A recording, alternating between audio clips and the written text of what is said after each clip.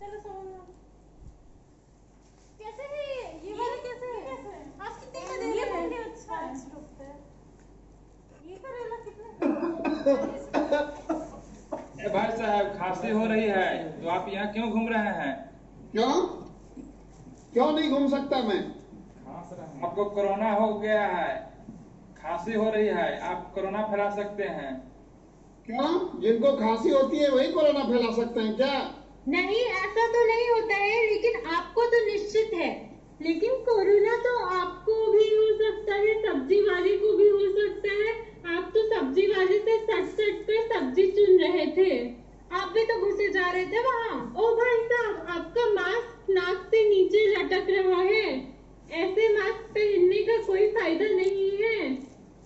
देखिए आजकल double mask का सुझाव है, मैं 2 मास्क लगा गया हूँ, अपने भी बचें और दूसरे को भी बचाएं। लेकिन आपकी खांसी। अरे हमें तो खांसी है ही नहीं, मैं तो यह खांसी जानबूझकर खांसा हूँ, क्योंकि ऐसे तो आप लोग दूरी बनाते नहीं हैं, सट के खड़े थे अभी अभी, जबकि 2 गज की दूरी बनाकर अपना बारी का इंतजार करना चाहिए था। टेलीफोन वाले खांसी को तो नजरअंदाज ही कर दिए हैं।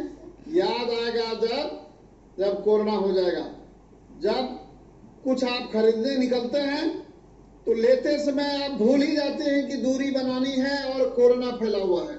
यह खांसी आपको याद दिलाने के लिए है कि कोरोना अपने चरम पर है।